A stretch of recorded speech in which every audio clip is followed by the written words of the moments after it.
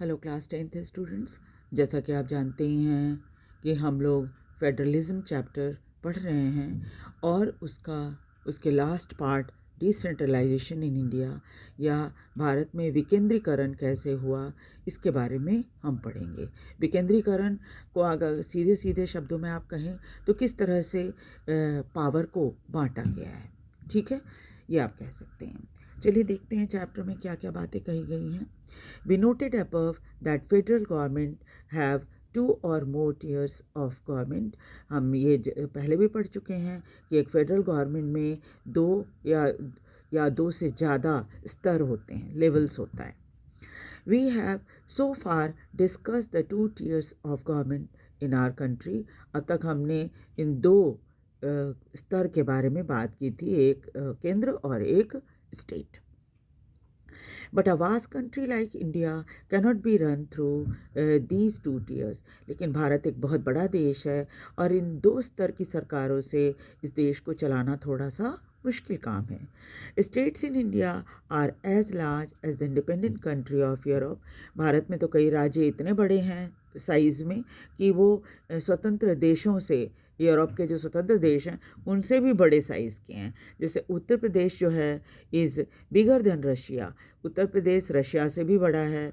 Maharashtra is about as big as Germany, और महाराष्ट्र का अगर आप साइज़ देखिए तो वह जर्मनी से भी ज़्यादा बड़ा है। Many of these states are internally very diverse. इसके अलावा डाइवर्सिटी बहुत ज़्यादा है हमारे देश में। एक राज्य के अंदर भी बहुत डाइवर्सिटी है। There is thus a need for power sharing within these state. इसलिए स्टेट के अंदर भी पावर शेयरिंग ज़रूरी है।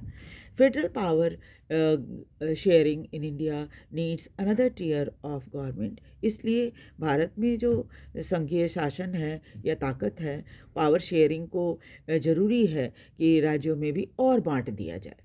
Below that the state government, यानी एक स्तर ऐसा भी होना चाहिए जो स्टेट गवर्नमेंट से भी नीचे हो।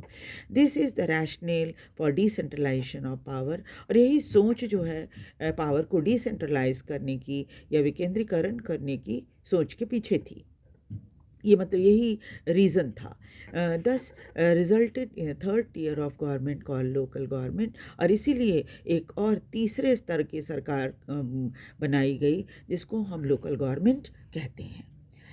When power is taken away from central and state and given to the local government, it is called decentralization. जब पावर को केंद्र से और राज्यों से लेकर एक लोकल गवर्नमेंट को दे दिया जाता है तो उसको हम डिसेंट्रलाइजेशन कहते हैं। The basic idea behind decentralization is that there are a large number of problems and issues which are best settled at the local level. As ये विचार इसलिए ज़्यादा महत्वपूर्ण है क्योंकि इससे क्या होता है कि जो लोकल प्रॉब्लम और इश्यूज़ होती हैं उनको वहीं पर वहाँ के रहने वाले लोगों के साथ मिलकर ही सॉल्व किया जा सकता है। People have better knowledge of problem in their locality. अब आप देखिए, अब जो लोग जिस जगह पे रहते हैं वहाँ की प्रॉब्लम के बारे में उनको ज़्यादा अच्छे से पता होता है, और यही वजह है कि लोकल गवर्नमेंट को ज़्यादा महत्वपूर्ण माना गया है। They also have better idea on where or to spend money or how to manage things more efficiently, और उनको ये भी अच्छी तरह समझ में आती है कि कहाँ पर पैसा खर्च करना चाहिए, कहाँ पर थिंग को अलग अलग तरीके से मैनेज किया जा सकता है और एफिशिएंटली मैनेज किया जा सकता है। Besides, at the local level, it is possible for the people to directly participate in decision making. और फिर इसके अलावा ये भी है कि लोकल लेवल पर लोगों को अगर पॉसिबल हो सके तो सबको डायरेक्टली पार्टिसिपेट करने का डिसीजन मेकिंग में मौका मिल जाए। This helps to inculcate a habit of democratic participation. इससे क्या होता है, लोगों के मन में एक डेमोक्रेटिक पार्टिसिपेशन की सोच पैदा हो जाती है, यानी कि हमें भी पार्टिसिपेट करना चाहिए, लोग ऐसा सोचने लगते हैं। The need for a local government is the best way to realize one important principle of democracy. इसके साथ ही साथ क्या है कि लोकल गवर्नमेंट जो होती है सबसे अच्छा तरीका है लोगों का जो डेमोक्रेसी के सिद्धांत हैं उसके अनुसार लोग जो है जब पार्टिसिपेट करते हैं तो और जो सरकार बनाई गई है वो लोकल सेल्फ गवर्नमेंट की सरकार जो बनी है ये एक सबसे अच्छा तरीका है डेमोक्रेसी में पावर शेयर करने का। यानी कि आप जितना ज़्यादा पावर शेयर करोगे उतना ही डेमोक्रेसी में उसे अच्छा माना जाता है। The need for decentralization was recognize in our constitution. और हमारे संविधान में भी ये बात लिखी गई है कि डिसेंट्रलाइजेशन जो है वो बहुत ज़रूरी है। Since then there have been several attempt to decentralize power at the level of villages and town. इसलिए बहुत समय से ये प्रयास किया जा रहा था कि डिसेंट्रलाइज कर दिया जाए पावर को गाँवों और शहरों के बीच में। पंचायत इन विलेजेस और ये डिसेंट्रलाइजेशन जो है किन के बीच होगी तो लोकल गवर्नमेंट में अगर आप कहिए तो विलेजेस में पंचायत के रूप में होगी और शहरों में म्यूनिसिपैलिटीज़ के रूप में होगी। Municipality in urban area were set up in all state. और यही सोचकर गांव में पंचायत और शहरों में म्यूनिसिपैलिटी की स्थापना की गई हर स्टेट में। Beside there were directly but these were directly under the control of a state government।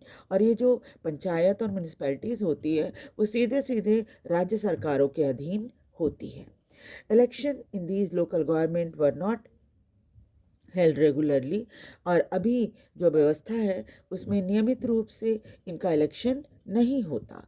Local government did not have any power or resource of their own। और न ही उनके पास इतनी पावर होती है और न ही पैसा होता है कि वो कुछ ऐसी विकास का काम गांव में कर सकें। Thus there was a very little decentralization in effective term. इसलिए संविधान में लिख देने के बावजूद भी सही मायने में बहुत कम डिसेंट्रलाइजेशन हुआ था, जिसको मतलब आप प्रभावशाली डिसेंट्रलाइजेशन जिसको कहिए वो नहीं हुआ था अब तक। फिर क्या हुआ? A major step toward decentralization was taken in 1992। उसके बाद 1992 में 1992 में एक बहुत ही मेजर स्टेप या कदम उठाया गया डिसेंट्रलाइजेशन का। The constitution was amended. और संविधान को अमेंड किया गया है ना, उसमें बदलाव किए गए to make third tier of democracy more powerful and effective. ताकि इस थर्ड टियर को, जो पंचायत और म्यूनिसिपैलिटी है, ये डेमोक्रेसी का थर्ड टियर है, उसको और ज़्यादा पावरफुल और प्रभावशाली बनाया जा सके। Now it is constitutionally mandatory to hold regular election of local government bodies. अब क्या है, संविधान में कह दिया गया कि भाई अब मैंडेटरी है, आपको करना ही पड़ेगा नियमित रूप से इलेक्शन। आप 5 साल में करिए, 6 साल में करिए, है ना, लेकिन एक नियमित इलेक्शन आपको करना पड़ेगा। इसलिए अब आप देखते होंगे कि शहरों में भी, जो जैसे हम दिल्ली में रहते हैं तो हम देखते होंगे कि हर 5 साल के बाद जो इलेक्शन होती है म्यूनिसिपैलिटी की वो, और इसकी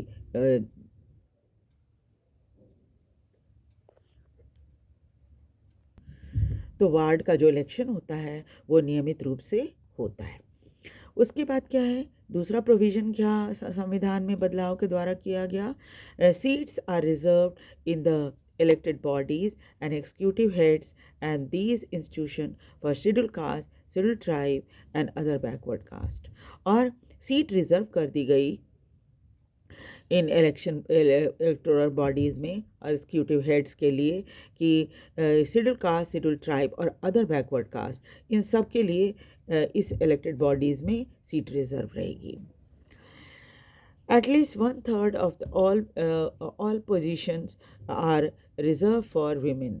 और महिलाओं के लिए भी 1/3 सीट रिजर्व कर दी गई थी।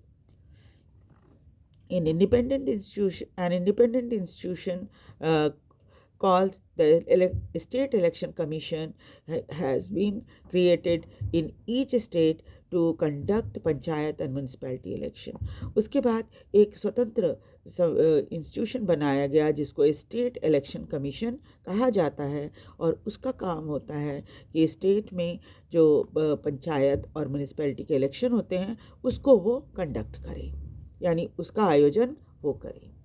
The state government are required to share some power and revenue with local government bodies, और राज्य सरकार को कहा गया कि भाई आप थोड़ा पावर और पैसा ये दोनों लोकल गवर्नमेंट के साथ शेयर करो।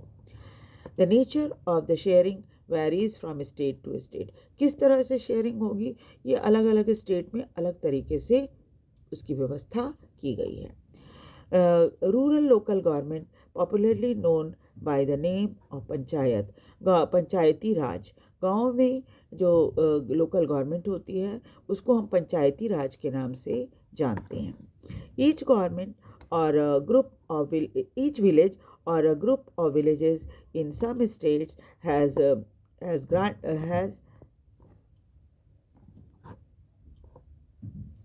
ग्राम पंचायत। हर गांव में और कुछ ग्रुप गांव के बना दिए गए हैं हर स्टेट में, जहां पर एक ग्राम पंचायत बनाई गई है। हर स्टेट में एक गांव या कुछ गांवों को मिलाकर एक ग्राम पंचायत बना दी जाती है। This is a council consisting of several ward member, और इस काउंसिल में बहुत सारे वार्ड मेंबर होते हैं।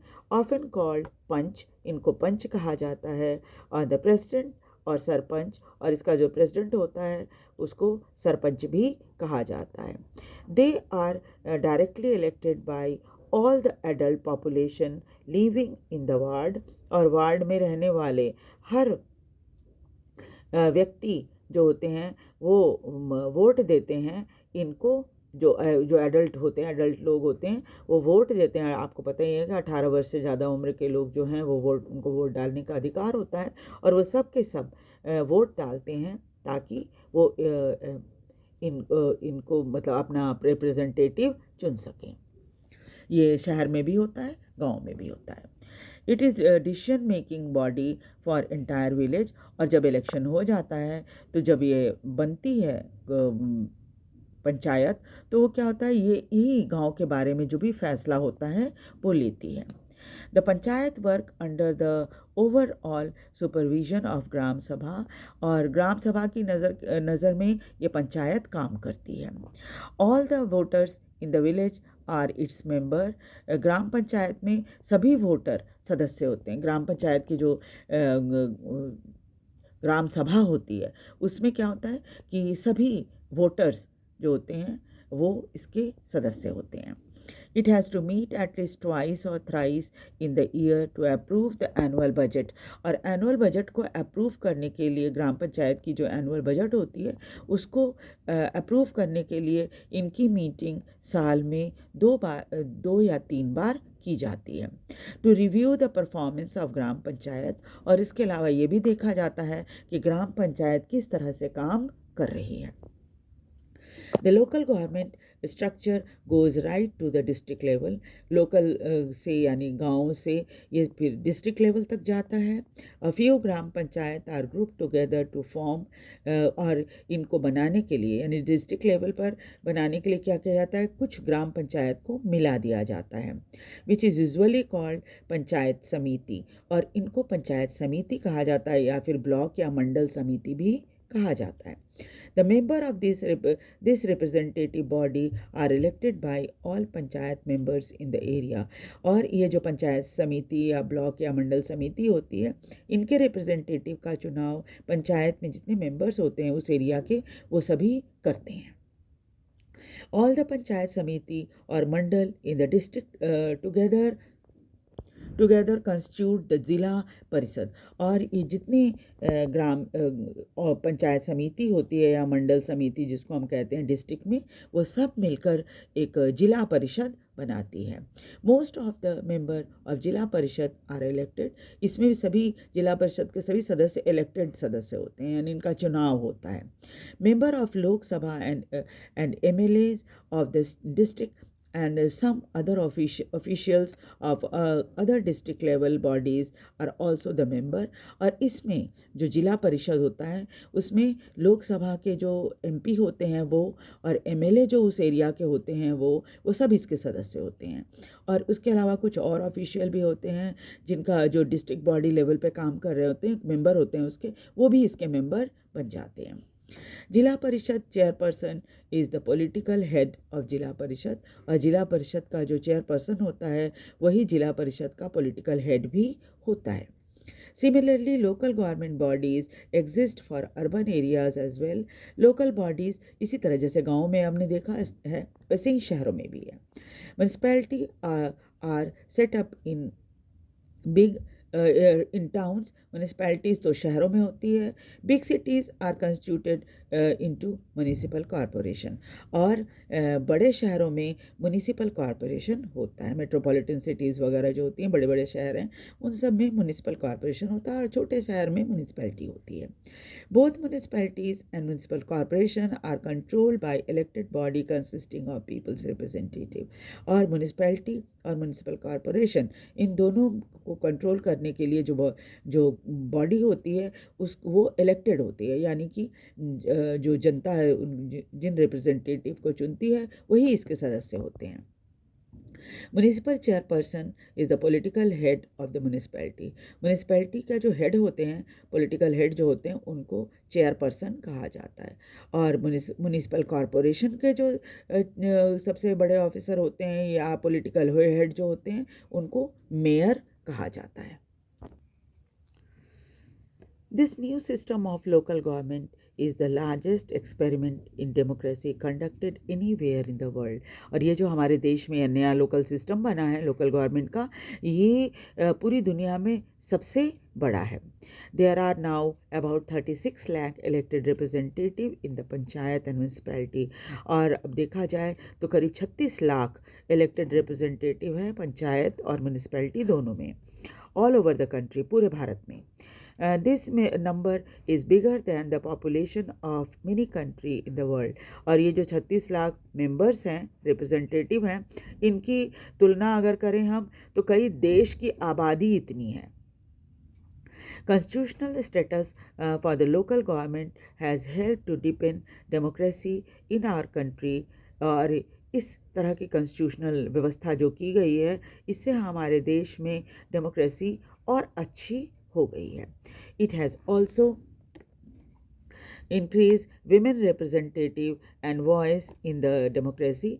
और चूँकि महिलाओं के लिए सीट रिज़र्व कर दी गई है इसलिए पहले की तुलना में महिला रिप्रेजेंटेटिव की संख्या बढ़ गई है और उनको अपनी आवाज़ उठाने का डेमोक्रेसी में अच्छा मौका मिला है।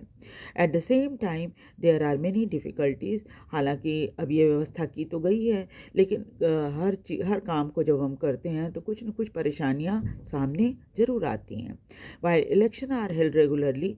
अब चूँकि संविधान में व्यवस्था कर दी गई है रेगुलर इलेक्शन की, तो इलेक्शन तो रेगुलरली होते हैं एंड इंथुजियास्टिकली, और लोग बड़े खुश होकर इसमें पार्टिसिपेट भी करते हैं। चाहे ग्राम सभा आर नॉट हेल्ड रेगुलरली, लेकिन अभी भी ग्राम सभा की रेगुलर इलेक्शन नहीं होती। Most state government have not transferred significant power to the local government. और कई राज्यों में लोकल गवर्नमेंट को अभी भी ताकत नहीं दी है राज्य सरकारों ने। Nor have they given adequate resources, और न ही उनको इतना पैसा मिल पाता है कि वो गांव के सुधार के लिए कुछ कर सकें। We are thus still a long way from realizing the ideal of self government। इसलिए सेल्फ गवर्नमेंट की व्यवस्था तो संविधान में कर दी गई है लेकिन अभी भी हम जो एक आदर्श होता है कि आदर्श सेल्फ गवर्नमेंट कैसा बने, लोकल सेल्फ गवर्नमेंट, उस आइडियल से अभी भी हम बहुत दूर हैं और इसमें अभी भी बहुत सारा काम करने की ज़रूरत है। ठीक है। तो अगली बार हम जो है इसके जो क्वेश्चंस हैं और साथ ही साथ जो MCQ हैं उसको मैं बनाऊंगी और अपलोड कर दूंगी, तो आप इसे ज़रूर देखिएगा, है ना। और इसको याद करने की कोशिश कीजिएगा, क्योंकि ये चैप्टर तो आज हमने ख़त्म कर लिया है और नेक्स्ट डे मैं अगला चैप्टर स्टार्ट करूँगी। तो और उसके पहले मैं MCQ भी डाल दूँगी।